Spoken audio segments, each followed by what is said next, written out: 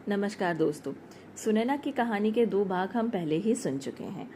अगले भाग में हम ये जानेंगे कि सुनैना की ज़िंदगी में जो उथल पुथल मची हुई है, जो उसके साथ हिंसात्मक व्यवहार किया गया है, जिसकी वजह से वो इस समय अस्पताल में है और उसके ससुराल वाले और पति इसके जिम्मेदार हैं, तो अब आगे वह क्या कदम उठाती है। इस समय सुनैना अस्पताल में है और अभी अभी होश में आई है। तो चलिए शुरू करते हैं। होश में आते ही सुनैना को भी सारी सच्चाई से अवगत कराया गया। उसे बताया गया कि उसके अजन्मे बच्चे को उसके ही पिता ने हत्या की है तथा अब वह कभी मां नहीं बन सकती। यह सुनकर सुनैना के होश उड़ गए, लेकिन अगले ही पल उसने सुरेश को सबक सिखाने का प्रण लिया, जिसके चलते सबसे पहले सुरेश के परिवार को अस्पताल में बुलाया गया। बड़े ही नखरों के बाद वह सुनैना से मिलने आए, लेकिन अस्पताल में आकर भी एक बार फिर से उन्होंने सुनैना और उसके पिता को अपमानित किया। परंतु इस बार सुनैना चुप नहीं रही और ऐसी हालत में भी उसने उनकी बोलती बंद कर दी, क्योंकि इस बार उसके पिता उसके साथ खड़े थे। खैर, जो व्यवहार सुनैना के साथ हुआ था उसके बाद सुनैना और उसके परिवार का गुस्सा होना जायज था, लेकिन फिर भी सुरेश के परिवार वालों के लिए यह कोई बड़ी बात नहीं थी। ये लोग अब भी सुरेश की इस हरकत को एक एक्सीडेंट का नाम दे रहे थे, लेकिन सुनैना ने बड़ी हिम्मत के साथ उसका मुकाबला किया और साथ ही साथ पुलिस कंप्लेन भी की, जिसके चलते सुरेश को गिरफ्तार कर लिया गया। लेकिन अफसोस कि अपने ही लिए आवाज़ उठाने में उसने बहुत देर कर दी थी। अगर सुनैना ने पहले ही आवाज़ उठाई होती तो आज उसकी हालत यह नहीं होती और ना ही वह अस्पताल में होती, ना ही उसके शरीर और मन पर हजारों जख्मों के निशान होते। लेकिन इस सब के बीच शिवी कहाँ थी? शिवी तो उस दिन अपने दादा दादी के साथ शादी में गई थी और इस बात को 2 दिन हो चुके थे। शिवी अभी अपने दादा दादी और पिता के पास ही थी और सुनैना उससे मिलने के लिए तड़प रही थी। तब सुनैना के पिता ने सुनैना के ससुराल में फ़ोन करके शिवी को लेकर आने को कहा, लेकिन उन लोगों ने शिवी को अस्पताल लेकर आने से साफ इनकार कर दिया था। एक बार फिर सुनैना को बहुत बड़ा झटका लगा, क्योंकि जो कुछ भी हुआ था उसके बाद शिवी ही उसकी दुनिया थी और अगर वे लोग उससे मिलने ही नहीं दे रहे थे तो फिर आगे क्या होगा, यही सोच सोचकर सुनैना रोए जा रही थी। ऐसी हालत में सुनैना के पिता और भाई सुनैना के ससुराल गए ताकि शिवी को वहां से वापस ला सके और अपनी माँ से मिलवा सके। लेकिन जब उन लोगों को इस बात की भनक लगी तो उन्होंने शिवी को अपने किसी रिश्तेदार के घर भेज दिया, क्योंकि वे लोग जानते थे कि सुनैना की जान शिवी में है। इसीलिए उन्होंने शिवी को सुनैना से मिलवाने के बदले सुरेश की रिहाई मांग ली। शरीर तो पहले ही पूरी तरीके से टूट चुका था।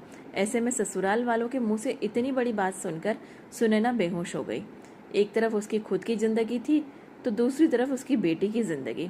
सुरेश को आज़ाद करवा देती तो उसकी जिंदगी फिर से नर्क बन जाएगी, लेकिन अगर शिवी को वहां छोड़ देती है तो उसके बिना वह जी नहीं पाएगी।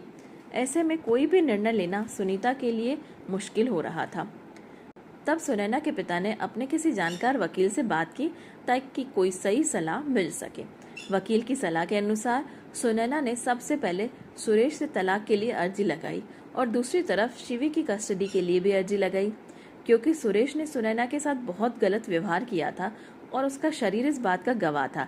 इसीलिए तलाक लेने में तो सुनैना को कोई दिक्कत नहीं हुई, लेकिन फिलहाल शिवी की कस्टडी के लिए केस चल ही रहा है। हर बार सुरेश और उसका वकील कोई नया दाव लगा लेते थे ताकि माँ और बेटी को अलग रखा जाए, लेकिन सुनैना भी जिंदगी की जंग को लड़ना अब बहुत अच्छे तरीके से सीख चुकी थी। इसीलिए डगमगाती नहीं है, बल्कि पूरी ताकत के साथ खड़ी रहती है सुरेश के सामने, ताकि उसका मुकाबला कर सके और अपनी बेटी को भी अपनी जिंदगी में वापस ला सके। दुनिया की नज़रों में शायद वह अपनी बेटी को छोड़कर मायके चली आई है, लेकिन बहुत कम लोग जानते हैं कि सुनैना आज भी शिवी की कस्टडी के लिए केस लड़ रही है और तलाक लेने के पीछे भी जो वजह है वो कोई छोटी मोटी वजह नहीं है। हंसती खेलती लड़की को उसके पति और ससुराल वालों ने एक जिंदा लाश बना दिया था। हंसना खिलखिलाना तो बहुत दूर की बात है। रोज रोज के ताने, गाली गलौज, मारपीट, लड़ाई झगड़े, आखिर एक औरत कब तक यह सब कुछ बर्दाश्त कर सकती है? आखिर बर्दाश्त करने की भी एक सीमा होती है। हाँ, वो अलग बात है कि आज भी हमारा समाज एक तलाकशुदा औरत को गलत निगाह से देखता है। उसकी नज़रों में अक्सर गलती औरतों की ही होती है, उसे ही गलत ठहराया जाता है। सुनैना के साथ भी यही हो रहा था। उसकी अपनी दोनों मामियाँ, जिन्हें सब कुछ पता था, वह भी औरत होकर सारी सच्चाई जानते हुए भी सुनैना को ही गलत ठहरा रही थी। जबकि अगर वो चाहती तो शिवी के लिए सुनैना की जो ममता है, तड़प है, वह उसे समझती और उसके द्वारा लिए गए निर्णय का सम्मान करती। लेकिन अफसोस कि ऐसा नहीं था। एक बार सुनैना के मन में आया कि अपनी मामियों को जाकर जवाब दे, लेकिन वह जानती थी किसी एक को जवाब देने से समाज नहीं बदल सकता है।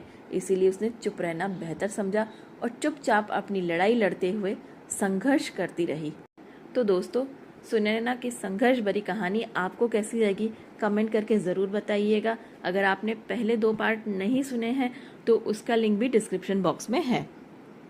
और हमारे चैनल को लाइक शेयर सब्सक्राइब कीजिएगा ताकि इसी तरीके की कहानियाँ आपको रेगुलर बेसिस पर सुनने को मिले। धन्यवाद।